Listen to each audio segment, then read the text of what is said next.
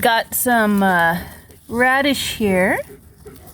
I don't think it's quite ready to harvest, but you can take a few of the greens. There's some lovely saag I'm making. Got a little bit of spinach here. I'll take some of these. They're bolting. That's a bummer, but that's fine. Got some lovely mustard greens here.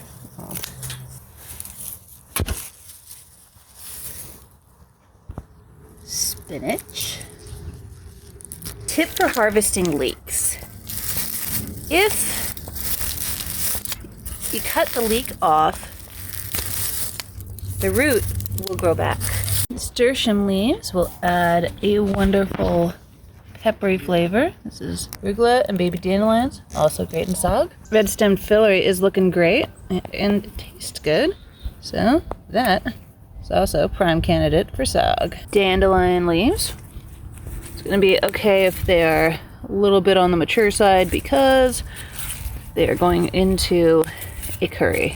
And last but not least, some plantain leaves. Got this happy little narrow leaf plantain. That'll be great in saag.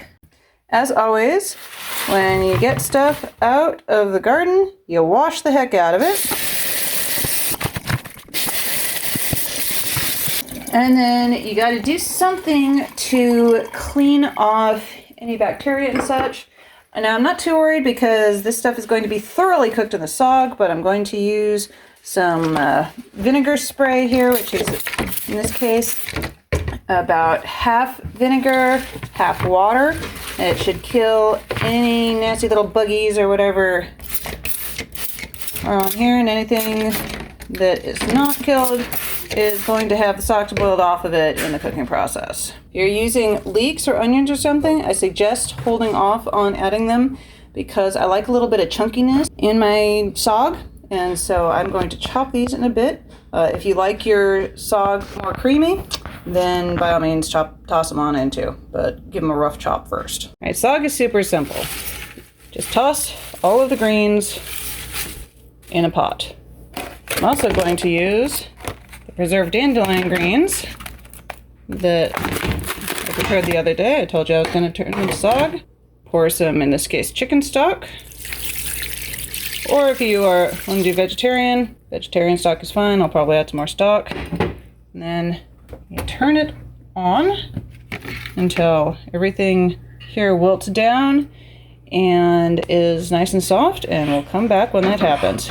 All right, you notice that I'm not using exact measurements here.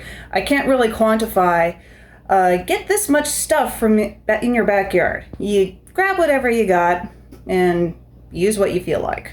Yeah, I know that may not be satisfying for people that want recipes, but this is more of a method than a recipe. So, all of this is eventually going to be ground. So, add as much broth, either vegetarian or meat. I like a poultry-based broth personally.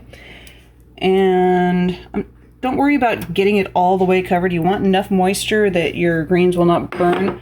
All of this is gonna get blended to oblivion before we are done. All right, it's been boiling for a few minutes. Turn it off and let it cool so it'll be easier to handle. Once things are cool enough to handle, take the greens out, put them in the blender. You basically want to liquefy them. Now, if you like your saag a little bit more chunky, or a little bit more rustic, then don't blend them as much. This is very much a two-taste sort of thing. After everything is blended, put the greens back in, and then here's when you want to add any other vegetables, like the leeks that I chopped up earlier. I got some chopped tomatoes here, because why not?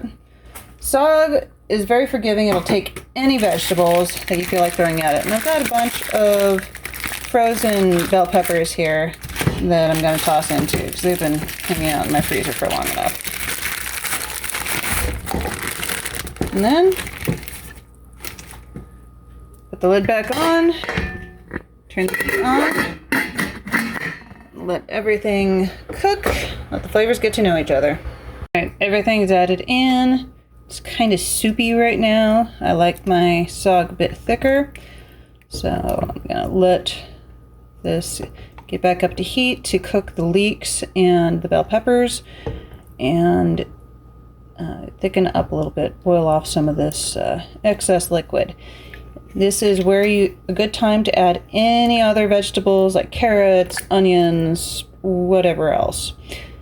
If you have a cooked protein, I would wait on it, but I have some red beans here that I want to use, and I'm going to toss those in as well at this point. Okay, beans are added. I like to have a little bit of color in my saag so it's not just all green.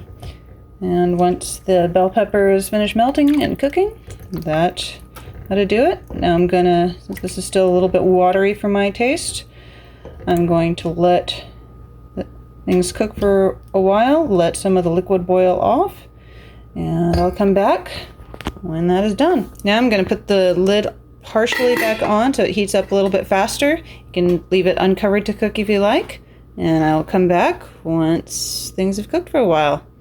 All right, we have been boiling for a bit. Everything is nicely cooked and colorful, and now it's ready to eat. Well, it's almost ready to eat.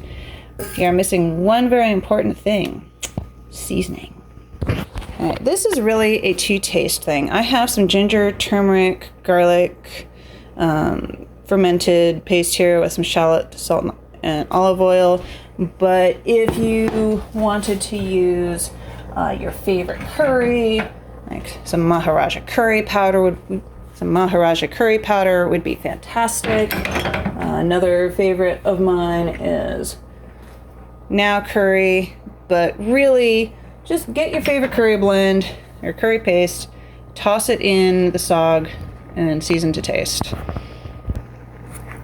I'm gonna take a healthy dollop here. Bam. Let that cook in here and break down a little. Then I will taste it, decide if it needs some more. Repeat until it is yummy. All right, all the spices are added. I'm gonna turn the heat back to a simmer. I'm gonna let everything get to know each other. Yeah, things you might also want to add are onion powder, MSG, garlic powder, salt, pepper. Yeah, this is very much a two-taste sort of thing. And there we have it. Saag with some rice. And last little bit, and you want to do this right before you eat it because this does not keep well, is if you like it kind of creamy, add some coconut milk or cream, stir it up, and then eat it. There we go. A little hot.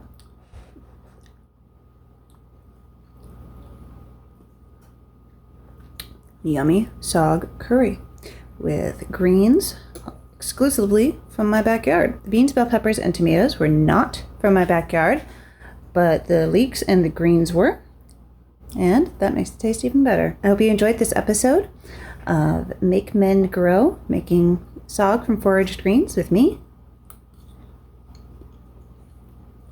Please leave a comment. Let me know about your saag adventures and backyard foraging adventures. I'm very interested, and I'll see you next time on Make Men Grow.